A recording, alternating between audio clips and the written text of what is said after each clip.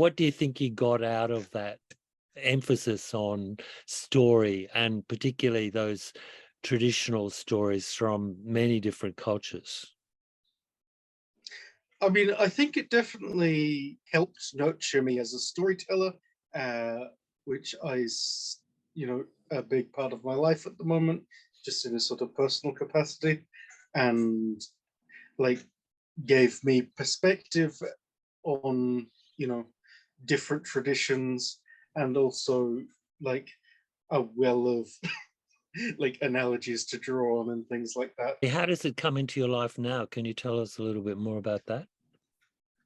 Uh, I mean, I run Dungeons and Dragons and tell stories and that sort of thing. And Paddy, you're also involved in that too? I mean, Yes, yeah.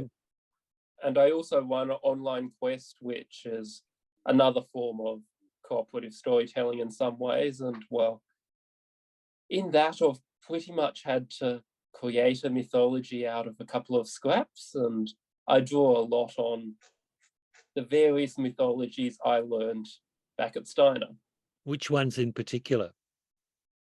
The classic Norse and Greco-Roman, and also the Sumerian myths we studied. Well, what little Sumerian myths survived.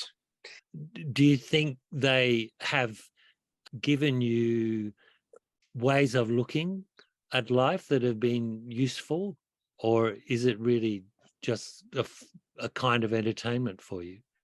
I would say sort of. Like, it's not so much a way of looking at things, but an acceptance that there is no one way of looking at things. Like, what they taught me is, we went through so many mythologies. They taught me that there isn't a one true mythology. There's various different stories. Some people believe in different ones, but there's not a mythology. There's not a one true answer to anything, which is, I think, a very useful point of view to live in a multicultural society.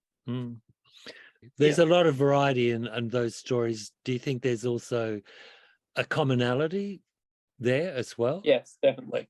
There's some things that are pretty much universally agreed on between human societies. Yeah.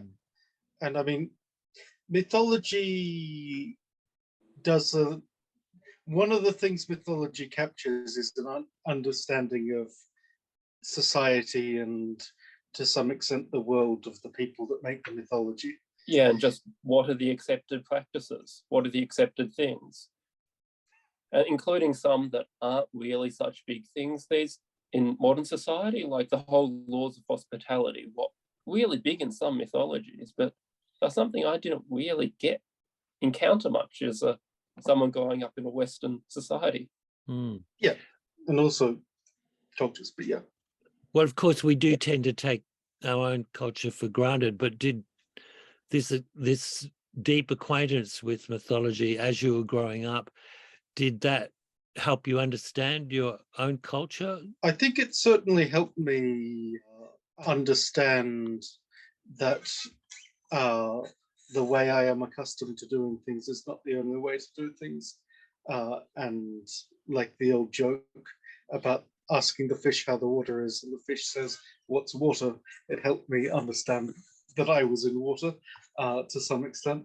Yeah, and it sort of helped the idea that, well, that we have a culture. Like, a lot of people don't think of themselves as having a culture, having opinions like that. They think of their culture and their opinions as the way things are.